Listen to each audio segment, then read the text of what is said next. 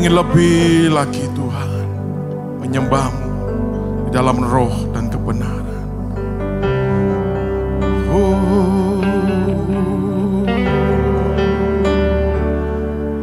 Yesus kami tinggikan. Haleluya.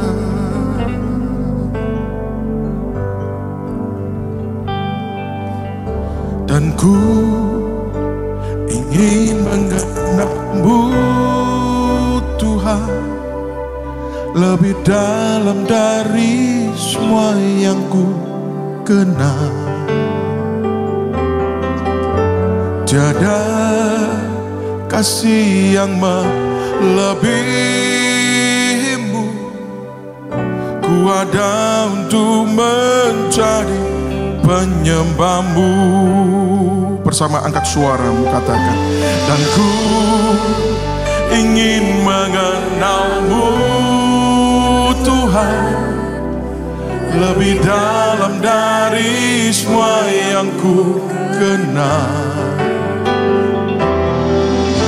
Tiada kasih yang melebihi-Mu. Ku ada untuk mencari penyembah-Mu. Dan ku ingin mengenal-Mu Tuhan lebih dalam dari semua yang ku kenal. Tiada kasih yang melebihi-Mu. Ku ada untuk menjadi penyembah-Mu. Dan ku ingin lebih mengenal-Mu Tuhan.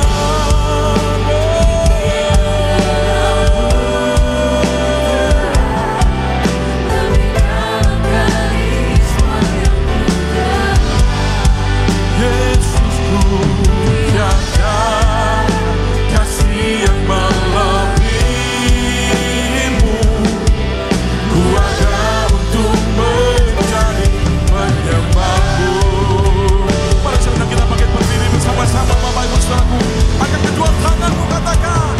Aku ingin mengenal-Mu Tuhan lebih dalam dari semua yang ku kenal.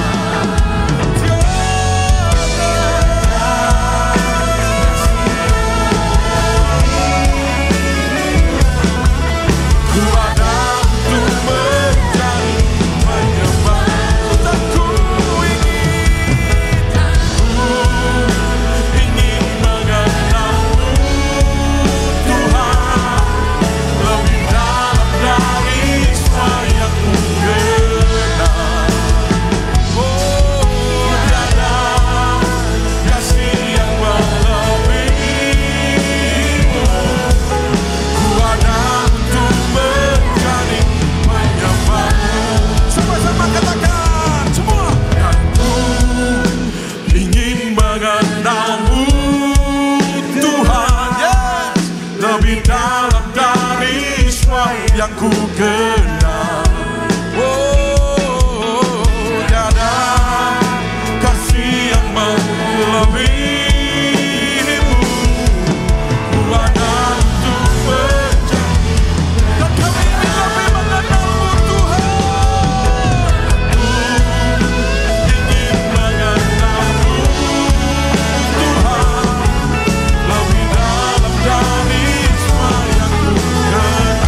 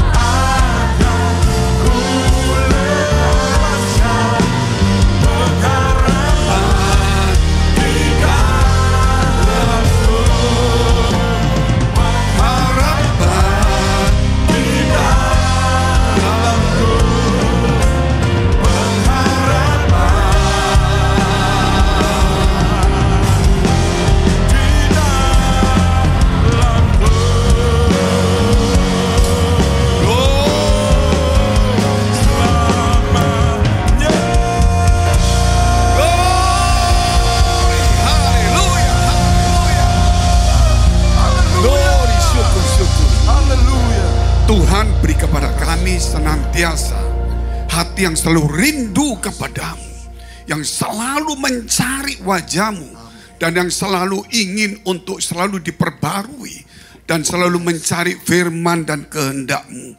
Karena kami tahu waktu kami di dunia ini hanya seperti uap yang kelihatan lalu lenyap. Apapun yang kami punyai, jabatan, kekayaan, pelayanan, apapun karunia, suatu hari akan hilang lenyap. Tetapi hari-hari yang fana ini, kami mau isi dengan dekat dengan Tuhan. Supaya Tuhan, kekekalan itu nyata bagi hidup kami. Supaya kami jangan Tuhan sampai kami jauh daripada Engkau. Sehingga kami hidup secara agamawi. Hanya dilihat orang saja. Hanya rutinitas, kewajiban dan jabatan. Namun hati kami tidak ada kerinduan. Urapi kami semua di tempat ini. Bangunkan iman rohani kami. Sadarkan kami Tuhan. Bahwa kami bekerja siang malam. Kami akan memikirkan pekerjaan kami. Bangun pagi sampai larut malam. Kalau Engkau tidak memberkati, tidak mungkin bisa terjadi. Sebab itu kami kerap kali lupa bahwa nasib berkat itu datang dari Tuhan. Kerap kali kami mengandalkan kekuatan kami. Sehingga hati kami jauh. Sehingga ibadah kami Tuhan hanya cuma seremonial. Tuhan berkati kami semua di tempat ini. Tambahi jiwa-jiwa yang haus dan lapar akan firman Allah.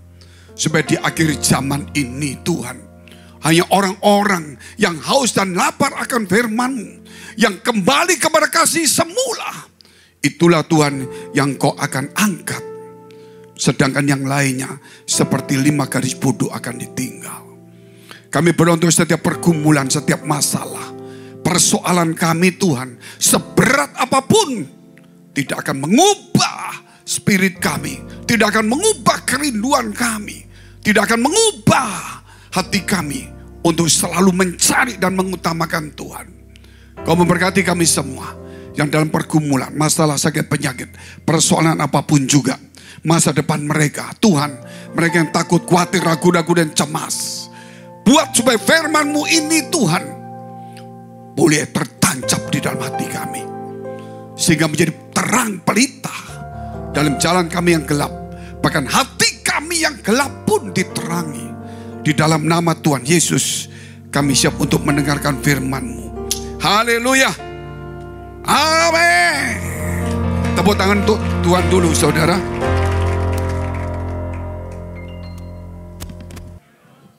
Shalom. Puji Tuhan, saudara yang dikasihi Tuhan. Saya akan memberikan kepada saudara satu hal yang cukup baik. Yaitu satu contoh. Kalau seseorang ibadahnya hanya seremonial atau cuma agamawi. Yaitu datang di gereja, cuma ibadah, doa, pujian, penyembahan, cari berkat, puasa, doa yang panjang. Saudara, ini seperti tisu hidup kita ini. Setiap saat kita ditetesi oleh agamawi. Doa, puasa, persembahan, tugas, kewajiban, dan sebagainya. Seperti ini. Maka saudara lihat, kita kelihatannya di muka orang. Loh, ini orang rohani sungguhan. Pendeta, pelayan Tuhan, doa, puasa, ke gereja, pujian, punya karunia, bahasa roh dan sebagainya. Dilihat orang, ini agamawi. Kering disiram lagi. Kering disiram lagi saudara. Ini menunjukkan orang agamawi capek. Dia hanya mengandalkan agamawi, doa, puasa dan sebagainya. Sehingga datang di gereja cuma tugas saudara. Tidak ada satu kerinduan. Akhirnya dia cari yang menyenangkan telinganya atau hatinya. Tapi kalau seseorang, dia bukan hanya mewajibkan agama, tapi dia tenggelam di dalam firman Allah. Dia tidak akan pernah kelihatan rohaninya yang hebat. Tapi yang kelihatan adalah Tuhan di dalam hidupnya. Sehingga apa yang dia lakukan, bukan begitu ada orang dia semangat, gak ada orang dia lemas. Saudara, Tetapi dia tenggelam di dalam Tuhan. Mau ada orang atau tidak ada orang. Mau susah atau tidak. Mau dipuji atau tidak. Dia tetap akan mencerminkan Tuhan. Dia tidak di bawah kuk agamawi. Yaitu yang tadi saya katakan, kuk agamawi. Hatinya kering. Berkatnya kering. Lagi sedih. Mungkin lagi senang ke gereja. Dia mulai datang ke gereja, doa lagi. Ikut lagi. Kenapa saudara? Dia ditentukan oleh diri, kondisi, keadaannya.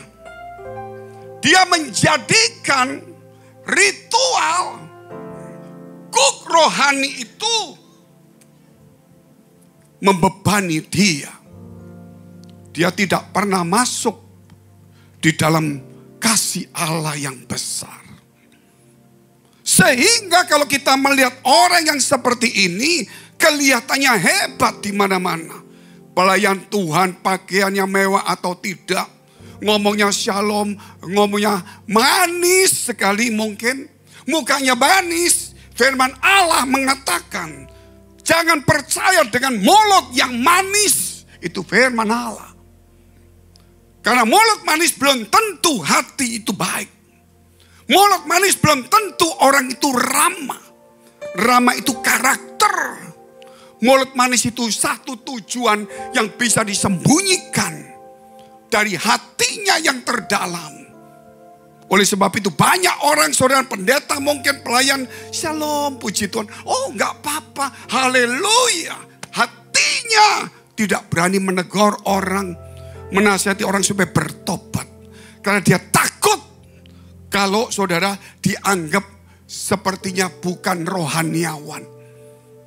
Dia takut kehilangan popularitas. Dia takut kehilangan wibawa kekristenannya atau pendetanya. Dia tidak takut kehilangan roh Allah di dalam dirinya. Inilah di dunia sekarang terjadi. Sebab itu saudara, apa yang dikatakan oleh Tuhan? Yohanes Pembaptis dikirim pertama untuk meluruskan jalan Tuhan. Dia ngomong pertama sama yang namanya saudara para ahli Taurat, orang Farisi. Bertobatlah. Keras. Hasilkan buah-buah sesuai pertobatan. Ini orang doanya panjang puasa perpuluhan di bait Allah. Ini orang yang datang saudara. Ini orang yang biasa di rumah Tuhan. Yang ada ibadah, ada persembahan. Itulah nunjukkan mungkin. Itu satu saya katakan saudara. Itu namanya bait Allah atau ibadah. Tapi apa yang dilakukan oleh Yohanes Pembaptis bukan di bait Allah. Di sungai Yordan. Sungai Yordan dia berteriak. Satu kebenaran. Bukan di rumah Allah. Bukan di bait Allah.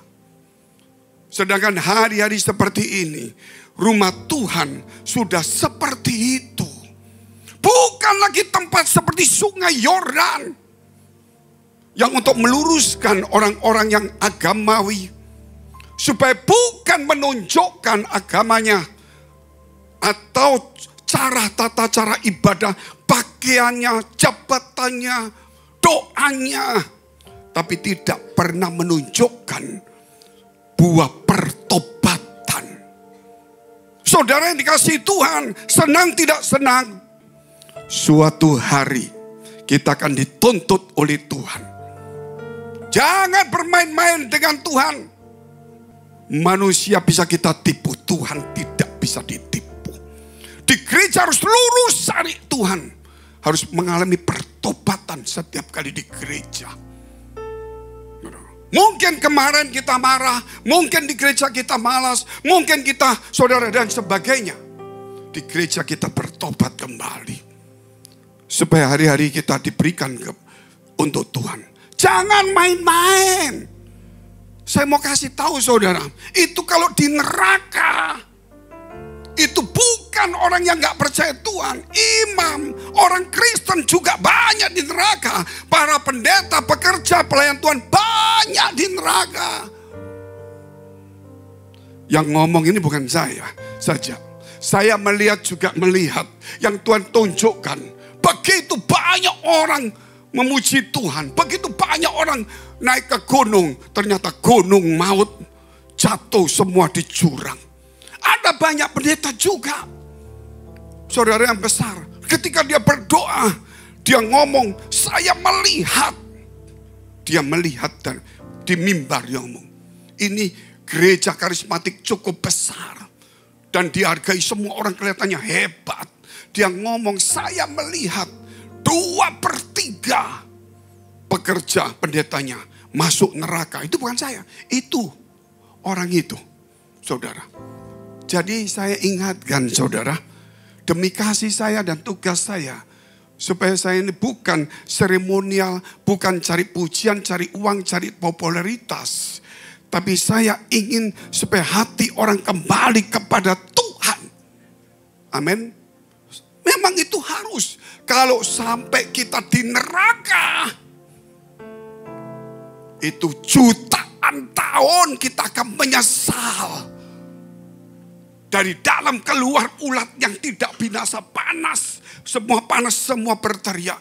Bukan 1 hari, bukan 1 tahun, bukan 100 tahun. Saudara, tapi kita diberi waktu hanya 50, 70, 80 tahun. Mungkin kita di gereja cuma seminggu 2 kali. Mungkin cuma ibadahnya 2 kali. Tapi kita tidak pernah sungguh-sungguh. Bahkan firman Allah tidak pernah dipraktekkan. Sehingga kita cuma mendengar firman Allah. Untuk apa? Menguatkan kita, memotivasi kita supaya diberkati, supaya kita kuat dalam masalah, supaya kita mulai berdoa puasa lagi panjang-panjang, supaya kita merasa dekat sama Tuhan. Kita doa, kita menyembah, kita terus ngomong seperti ini setiap hari, dengar khotbah di mana-mana. Tapi kita lupa bahwa kita harus masuk di dalam firman Allah. Saudara lihat di media, dekat sama Tuhan berdoa terus, dekat sama Tuhan menyembah, basah roh, dekat sama Tuhan terus. Capek. Saudara, kering ngomong itu lagi. Ngapain seperti itu? Mau doa, mau nyembah itu pasti orang agama ada semua. Mau kering tidak kering, mau panjang tidak panjang. Tapi yang penting bagaimana dia masuk di dalam firman Allah. Amin. Jikalau firman engkau di dalam aku dan firmanku tinggal di dalam kamu. Saya ingatkan teman-teman di tempat ini. Sebentar lagi summit. Kita tidak tahu kapan Tuhan datang. Kita tidak bisa berlama-lama seperti ini Bapak Ibu. Nanti lama-lama satu-satu jatuh semua. Lama-lama nyeret orang pendeta-pendeta lagi. Oh jadi kok semua tambah lemah. Dia pendeta ikut lemah. Lama-lama saya ikut lemah. Daripada saya ikut lemah. Saudara, saya tidak mau masuk neraka. Tanggung jawab saya lebih besar dari Bapak Ibu semua di tempat ini. Karena saya harus memberi contoh, harus memberi terang, harus memberi ketegasan. Tapi sampai hari ini saya masih belum mengambil ketegasan. Karena saya sayang. Jangan dianggap bahwa wah gereja ini sok sekali, keras sekali. Bukan sebetulnya. Tapi kalau kita sudah ngerti firman Allah, makanan kita keras. Saudara, peraturan itu tidak membuat kita masuk surga. Tapi peraturan itu mendetek kita. Amin. Supaya kita disiplin. Disiplin kalau nggak punya hati, minimal disiplin. Tapi disiplin itu supaya orang datang, siapa tahu dia dapat firman Allah, bertobat. Tapi kalau tidak disiplin, mana mungkin. Mana mungkin kita bisa dengar firman Allah begitu banyak. Kita ngerti firman Allah. Berat sekali. Makanya hari ini ada beberapa ayat. Kurang lebih 150 ayat. Kita lihat dulu temanya. Beban dan kuk agamawi. Dengar 150 ayat saudara udah berat. Sampai ada orang ngomong begini. Pak Fengki, kalau khotbah jangan terlalu banyak ayat, cukup 1 ayat cerita yang banyak supaya jemaat senang. Jemaat senang atau Tuhan senang? Kalau Tuhan senang kita akan ditolong, diberkati. Amin. Jadi ibadah itu menyenangkan Tuhan. Supaya Tuhan menolong memberkati kita. Kalau ibadah menyenangkan manusia, Tuhan gak senang, kita gak akan dapat apa-apa. Matius 11 ayat 28 sampai dengan 30. Marilah kepadaku semua yang letih lesu dan berbeban berat. Aku akan memberi kelegaan kepadamu. Bukan dibebani dengan berbagai macam tata cara agama. Saudara datang di gereja seakan-akan suara rohani, doa panjang pujian. Oke, itu di gereja. Belum tentu hati kita sama-sama. Nyanyi pun setengah-setengah. Masih garuk-garuk, masih sana sini. Itu bahaya sekali. Mau WL enak, gak enak. Saudara angkat sendiri hatimu kepada Tuhan. Walaupun itu tidak menyelamatkan. Tapi minimal apa yang kita lakukan itu segenap hati kepada Allah. Mau doa-doa yang sungguh-sungguh kepada Allah. Mau ibadah-ibadah yang sungguh-sungguh kepada Allah. Saudara. Tapi bukan berarti mau doa panjang besok doa lagi. Supaya itu kuk agamawi. Yang penting adalah sungguh-sungguh. Elia itu manusia biasa. Hanya satu orang. Karena dia berdoa sungguh-sungguh. Supaya langit tidak turun hujan. Tidak turun hujan.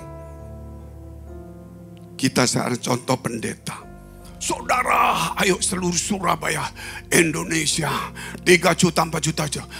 Semua berdoa. Pendetanya minta. Nggak salah. Pendeta mesti sadar. Bukan jumlah orang banyak membuat orang jutaan. Tanggal 13 bulan 13 saudara, jam 13 doa di tengah lapangan 3 juta orang supaya ada sesuatu. Ini menjadi beban. Kenapa dia tidak percaya kalau dia bertobat terjadi sesuatu kegerakan?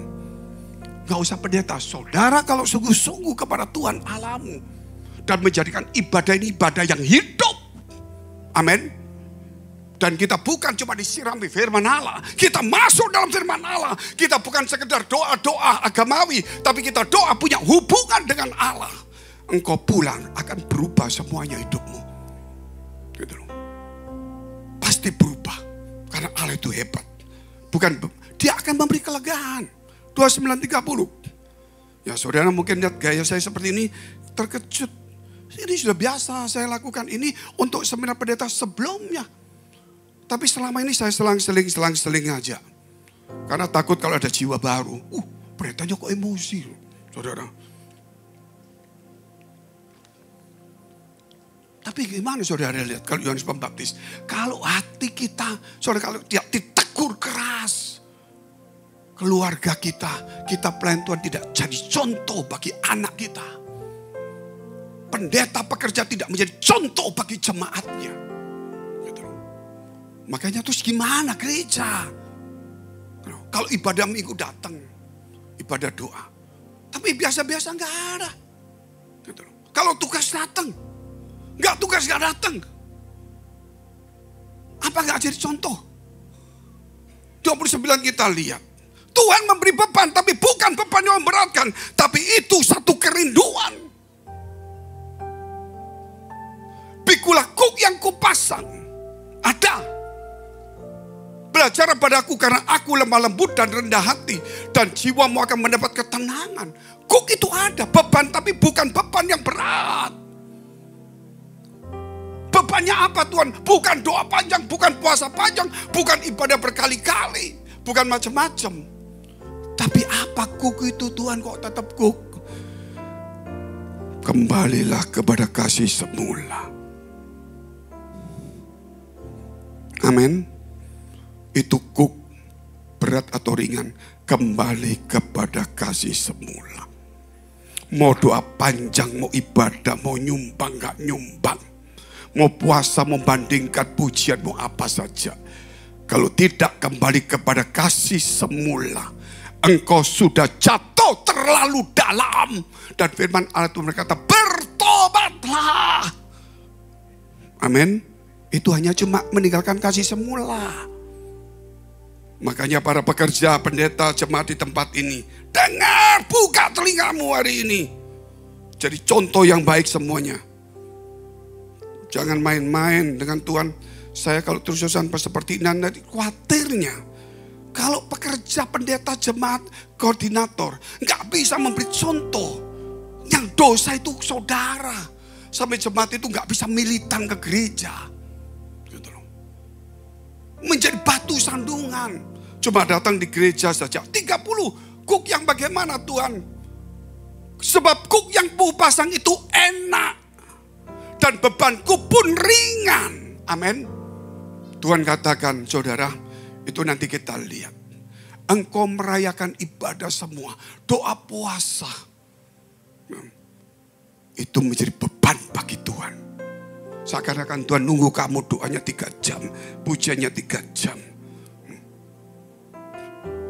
Tapi engkau gak pernah dekat dengan Allahmu. Bukan berarti kita menghindari pujian. Tidak. Sudah ada aturan pujian. Senang gak senang dengan hatimu sungguh-sungguh atau tidak. Mau ngantuk, mau saudara marah. Itu memang sudah ada aturan. Gak bisa dipaksakan saudara. Mau sungguh-sungguh gak bisa dipaksain. Itu hatimu sendiri. Tetapi kalau hatimu sungguh-sungguh itu masuk. Itu ada.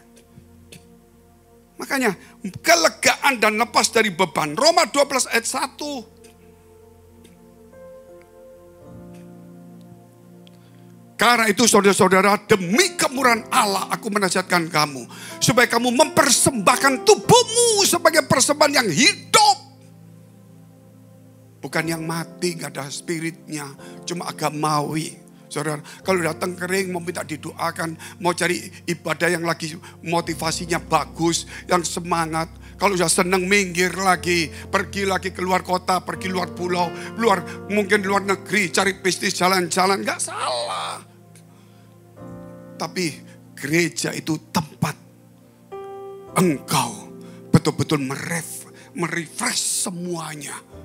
Amin. Keluar negeri boleh, bukan saya larang. Karena saya tinggal di luar negeri. Nanti kalau saya larang, saya tidak boleh pulang nanti. Refreshing nggak masalah. Tapi kalau terus-terusan itu refreshing, berarti gereja menjadi beban bagi kita. Tuh Pak, ada beban, ada tugas.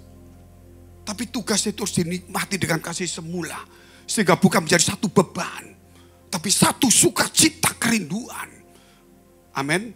Supaya seperti saya khotbah. Waduh beban berat, waduh capek. Iya betul. Bebannya apa?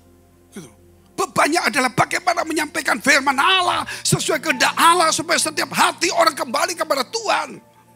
Bukan kembali ke gereja, bukan kepada saya. Makanya hidup dan kudus dan berkenan kepada Allah. Dan itu adalah ibadahmu yang sejati. Jadi kalau gereja tidak memberikan ibadah percuma. Saudara mungkin saudara dulu aktif. Sekarang mungkin karena gak jabat. Datang gak datang. Orang lihat lucu. Dulu jadi pemimpin, ayo. Sekarang mungkin jadi wakil atau sementara istirahat. Gak datang. Jadi kalau tugas saja itu. Mengerikan. Saya tinggal di Singapura. Saya pengkhotbah keliling. Saya masuk di desa Semina Pendeta. Saya beribadah di Singapura kalau minggu tidak pernah absen. Walaupun pendeta itu teman saya. Yang khotbah itu teman saya. Walaupun saya tidak jabat, tidak pernah doa, tidak pernah disuruh khotbah. Saya tidak nuntut. Tapi saya datang terus dengan anak istri saya. Datang nikmati. Begitu orang pulang kadang-kadang pendeta datang. Loh ada Pak Fengki. Oh puji Tuhan. Saya gak apa-apa. Saya tetap datang saudara. Jadi bukan karena tugas saya datang. Perhatikan hati-hati hari ini. Matius 5 ayat 20. Jangan sampai omongan saya, saudara worship night ini tentang kuk agamawi. Membuat saudara akan masuk neraka. Padahal di gereja, di tempat saudara belajar firman Allah yang baik. Tapi masuk neraka. Loh kan percaya Tuhan Pak. Masa bisa masuk neraka? Lihat Ananias Safira, lihat Bileam. Saudara. Orang kalau bersalah sama manusia Tuhan ampuni. Kalau bersalah sama Tuhan, oh saya percaya Tuhan Pak. Percaya Tuhan, coba kamu di gereja. Begitu pujian kamu diam aja. Nyanyi apa itu? Begitu doa, saudara doa gini, gak usah doa macam-macam. Yang penting hati bersih. Sudah salah. Mungkin saudara panjang-panjang, Tuhan tolong. Saudara gak percaya. Juga gak ada gunanya. Doa panjang gak ada imannya. Gak ada guna. Harus ada kehidupan di dalam doa ibadahmu itu. Oh tapi Pak di gereja sini apa itu agak gelap. Ya lampunya mati saudara. Mati, hidup itu tergantung dari hatimu.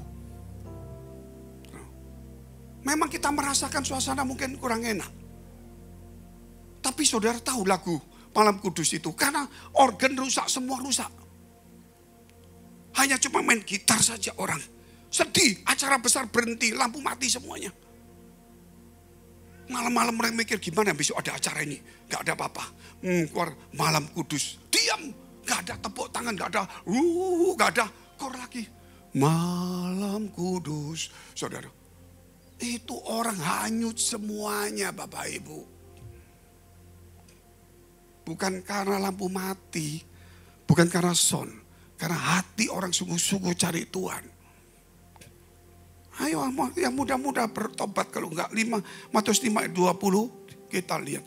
Maka aku berkata kepadamu, jika hidup keagamanmu tidak lebih benar daripada hidup keagamaan ahli-ahli Taurat dan orang Farisi yang aktif di gereja atau di ibadah dan aktif di dalam tata cara agama dan berdoa, sesungguhnya kamu tidak akan masuk dalam kerajaan surga.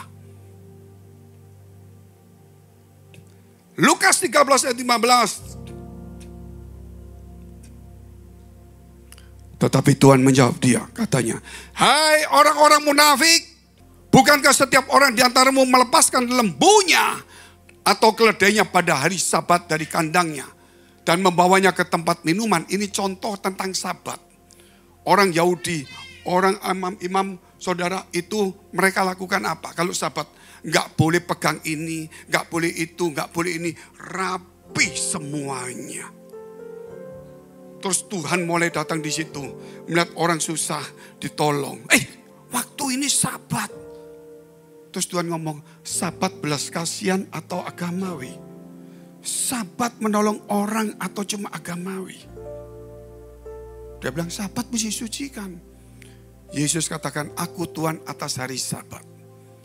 Kalau engkau melihat seekor lembu muja masuk ke tempat yang selokan itu, apa kamu gak tarik hari Sabat? Tarik. Itu karena kepentinganmu. Karena tuh harta hatimu di situ. Kepentingan Kristus ditinggalkan. Di gereja masih mikir bisnis, masih cari teman lagi. Saudara, ketemu jiwa masih ngomong bisnis lagi. Nggak ngomong jiwa. Ada jemaat nggak ngomong bisnis, nggak ngomong firman, ngomong bisnis lagi. Saudara, ini bahaya. Amin. Kemana-mana kita ngomong firman Allah. Kalau orang banyak ngomong bisnis, itu hatinya bisnis. Kalau ngomong banyak firman, hatinya firman Allah. Tapi juga ada orang yang ngomong firman cuma mau cari nipu saja. Yang kedua, kerinduan bukan beban. Kerinduan bukan beban. Kisah Rasul 26 ayat yang kelima. Ini mau summit. Ini minggu berkualitas yang ke 1001 dan sebentar lagi 1002 hari Minggu. Jadi mulai minggu berkualitas 999, terus kemarin dulu 1000, minggu lalu 1001, minggu depan 1002. Ini khotbah tentang kuk rohani. Saudara, karena itu minggu berkualitas. Artinya setiap ibadah harus berkualitas kepada Tuhan. Jadi saya harap teman-teman nggak sampai kita apapun juga. Para gembala, koordinator, pekerja, UFO semuanya. Kalau Jumat datang semua, himbau jemaat datang. Dan cek jemaat. Yang datang Jumat siapa, yang tidak siapa. Itu penting. Supaya memberi contoh, sehingga kalau ditunggu begitu jemaat bilang, oh pendeta aku datang, lagi ngabsen aku tak datang. Siapa tahu waktu dia datang, hatinya dijamah sama Tuhan. dan waktu dipulihkan. Kita nggak tahu waktu kapan kairos itu muncul. Tapi kita panggil secara kronos. Apa itu kronos? Setiap minggu kita himbau datang, setiap Jumat kita himbau datang. Datang terus Bang, nggak ada apa-apa, datang nggak ada apa-apa. Itu namanya kronos, kronologi. Harus datang. Tiba-tiba namanya kairos muncul. Disitulah muncul kebenaran Allah. Tidak bisa datang langsung, oh aku sudah datang Pak Pendeta, kok nggak dapat apa-apa. Pak Pendeta harus terus manggil terus. Supaya di antara kronos itu pasti ada kairos.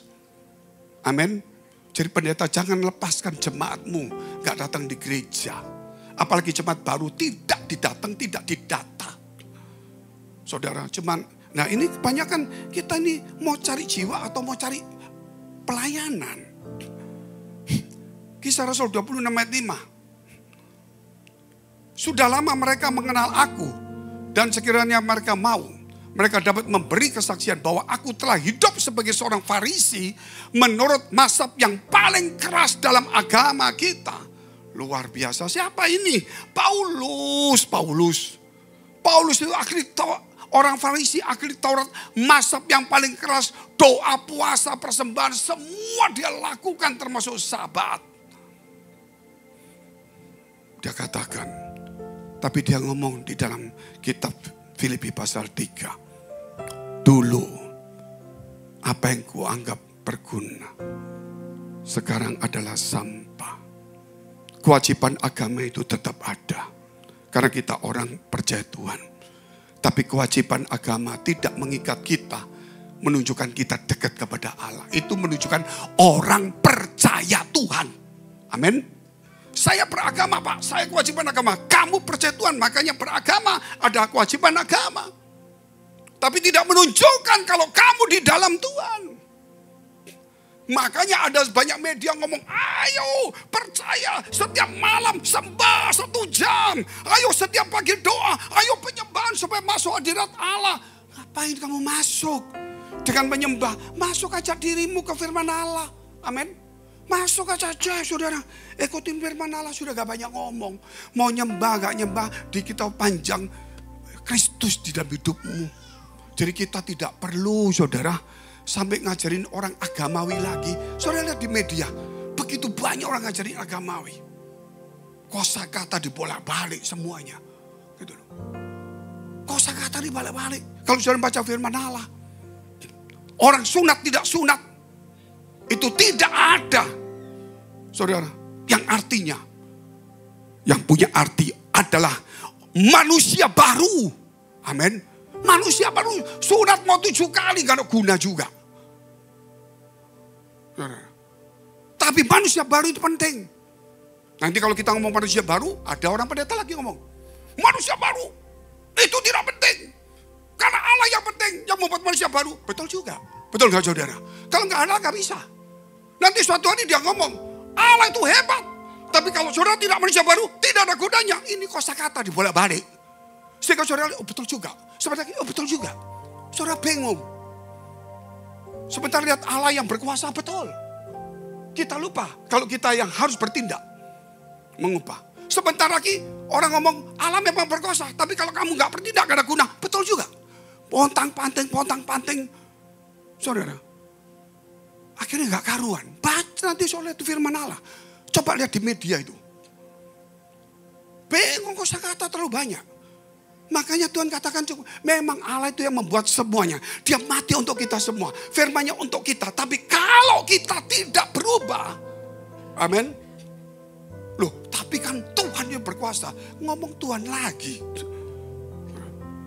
Tuhan yang selamatkan. Betul.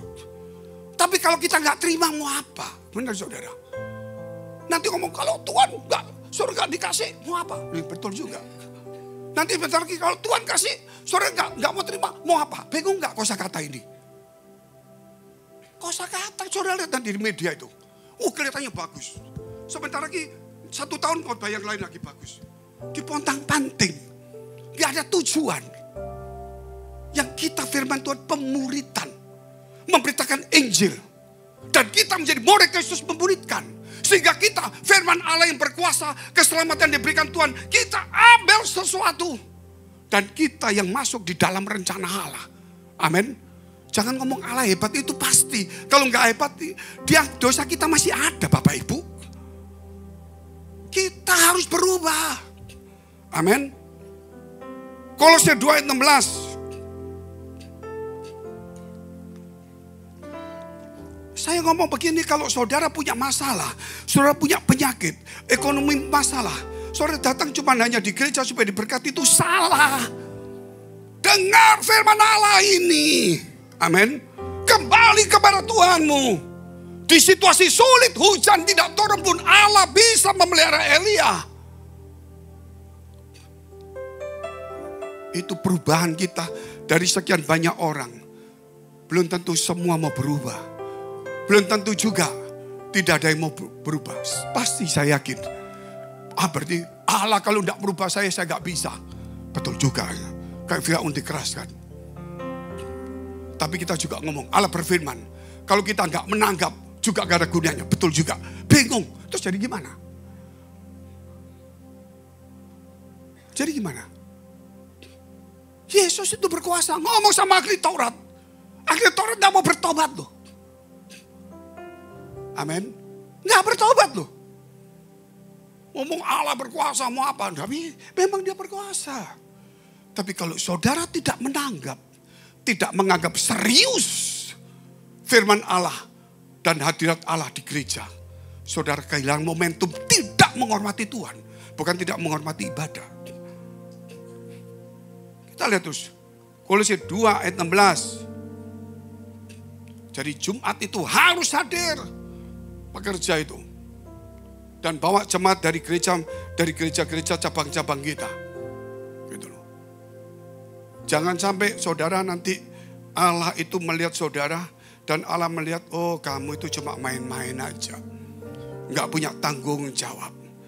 Jemaat itu perlu dibawa setiap minggu, setiap Jumat, setiap hari. Walaupun belum diberkati, tapi itu kronos. Di tengah kronos itu mungkin 30, 31 mendadak Tuhan berkati. Mungkin kedua kali sudah diberkati. Mungkin kita tidak tahu. Kapan Tuhan memberkati kita tidak tahu. Tapi yang ada adalah kita terus tekun. Katakan amin dulu saudara. Tekun. Itu karakter kita. Jangan sampai salah. Karena itu janganlah kamu biarkan orang menghukum kamu mengenai makanan, minuman, atau mengenai hari raya, bulan baru, ataupun hari Sabat. Jangan dihukum. Itu adalah kewajiban agama. Sekali lagi, Pak Fengki ada cook, ada ringan. Kalau gitu nggak perlu ibadah salah. Kewajiban agama ada Pak? Ada. Kenapa kewajiban agama? Karena kamu orang beragama. Kamu percaya Tuhan, harus ke rumah Tuhan. Soal kamu gak mempercayai dia, kamu kok sungguh-sungguh. Yang penting kamu percaya Tuhan dulu kan. Kamu harus ke rumah papamu. Kalau kita punya papa, kita ke rumah. Walaupun gak menghormati papanya. Walaupun benci sama papanya, tetap pulang ke rumah kan. Amin. Alangkah baiknya kalau pulang ke rumah, hormati orang tuamu. Kalau ke gereja, hormati Tuhanmu. Itu lebih baik. 1 Timotius pasal 1 ayat 3 dan 4.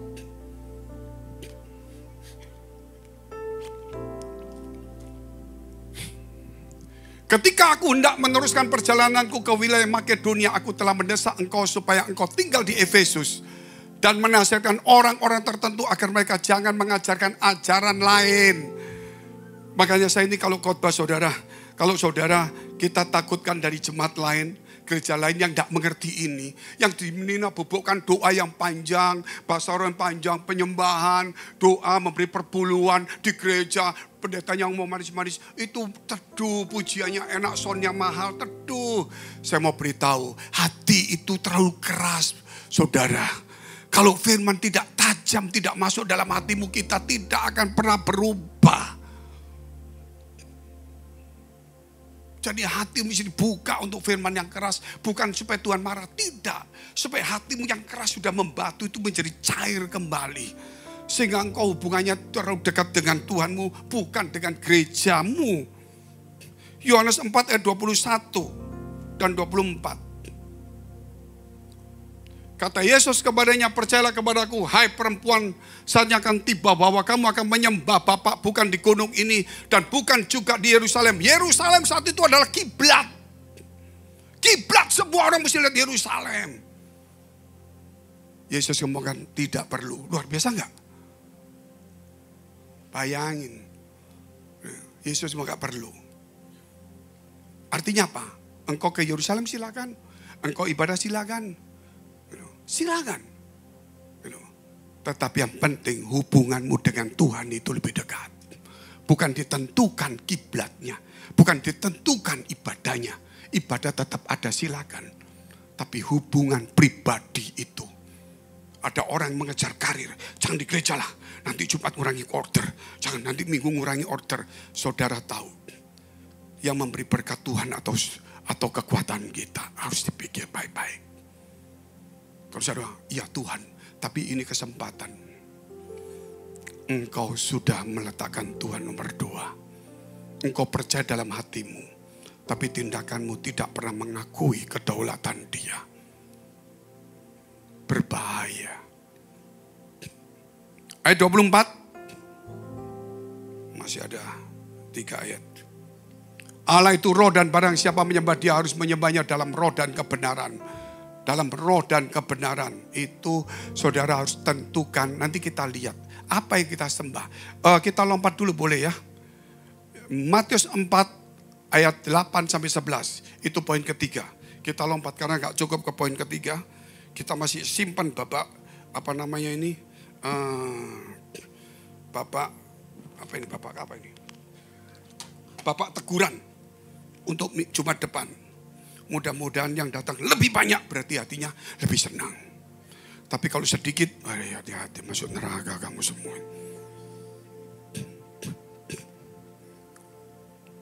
Matius 4:8-11. Dan iblis, ini satu pelajaran yang baru, yang mungkin belum saudara dengar di mana-mana. Tapi mungkin ada, saya tidak tahu. Tapi setahu saya sulitlah. Karena ini rema khusus yang Tuhan berikan untuk untuk saya, juga untuk gereja. Mungkin ada satu dua, saya tidak tahu. Dan iblis membawa Yesus pula ke atas gunung yang sangat tinggi. Dan memperlihatkan kepadanya semua kerajaan dunia dengan kemegahannya. Dunia kemegahan semua. 9. Dan berkata kepada Yesus, dunia semua ini kemegahannya. Yesus di sini, saya tanya. Di sini semuanya. Terus dia ngomong apa? Semuanya itu akan kuberikan kepadamu.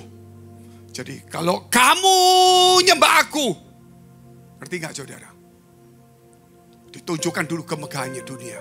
Sembah, tak kasih semuanya. Itu penyembahan yang sekarang ada di gereja. Menyembah dalam roh dan kebenaran, tetapi ajaran penyembahan setan yang dipakai walaupun kepada Tuhan.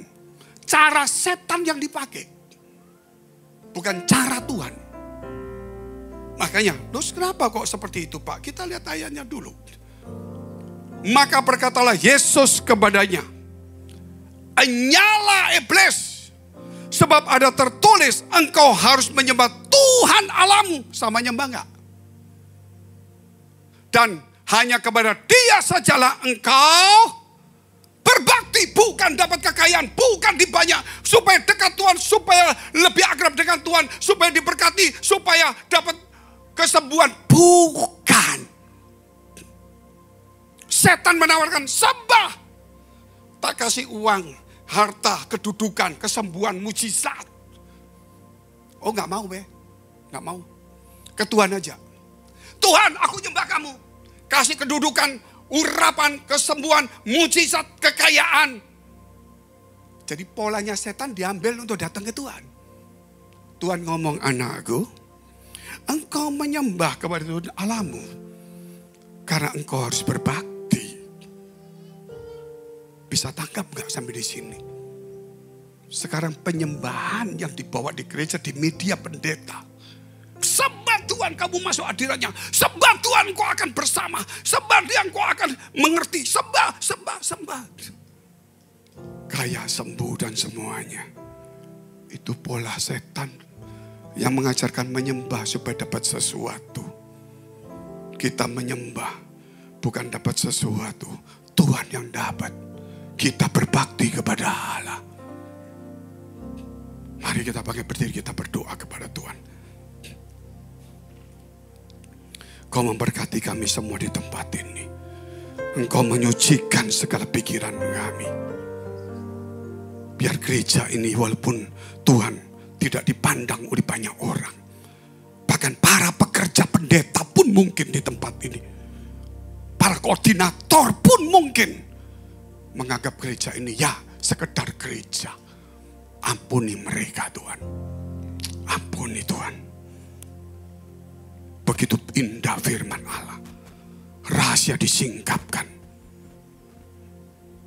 Bagaimana mata mereka tertutup. Jikalau firman Allah yang hidup, mata mereka masih tertutup.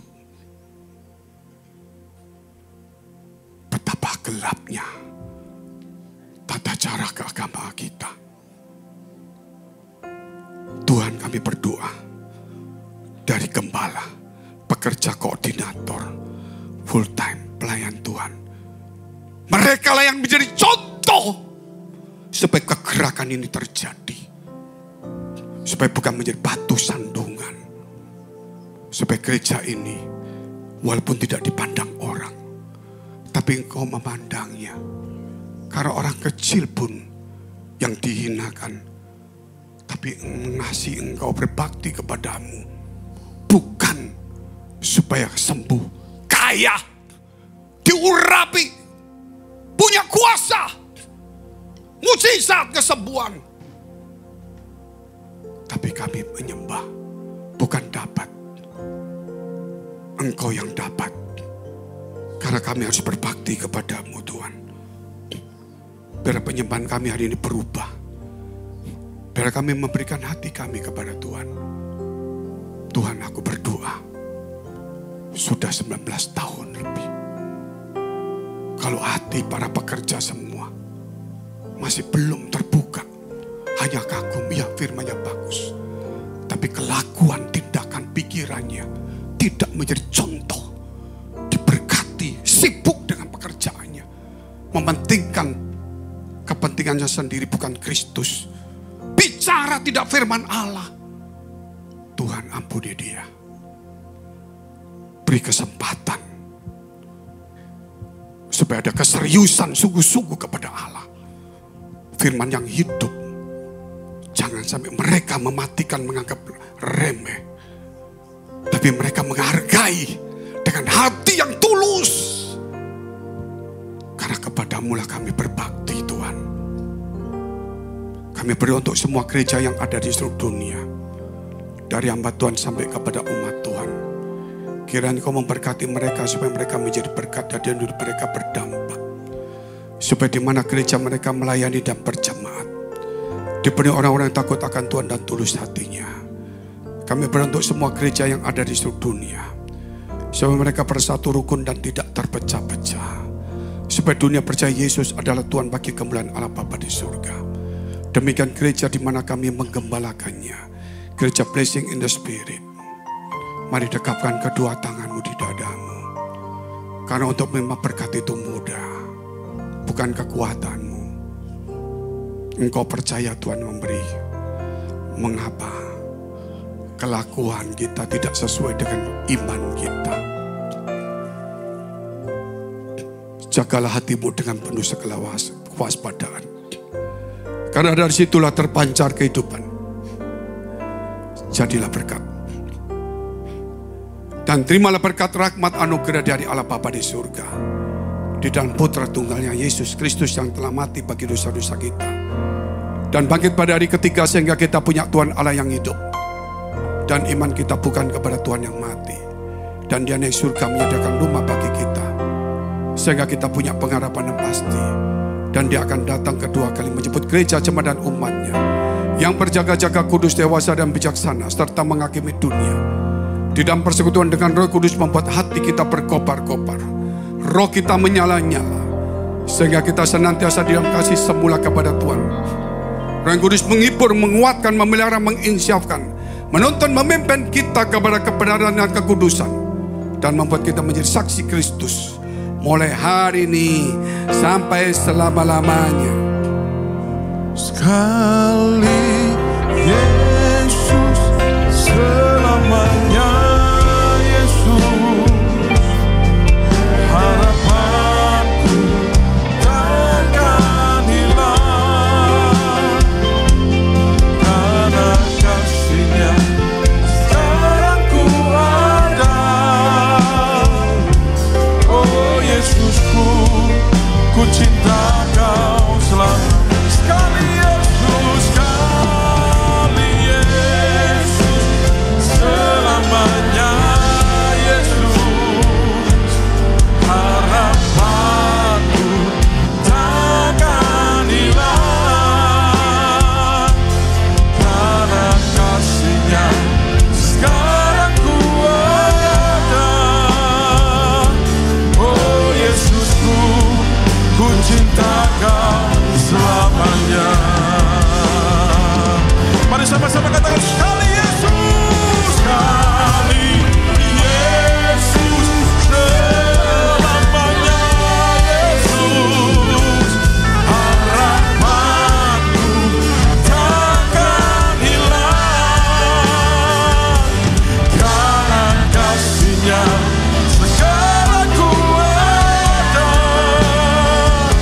Oh Yesusku, ku cinta Kau selamanya, karena kasih-Nya, karena kasih-Nya sekarang ku ada.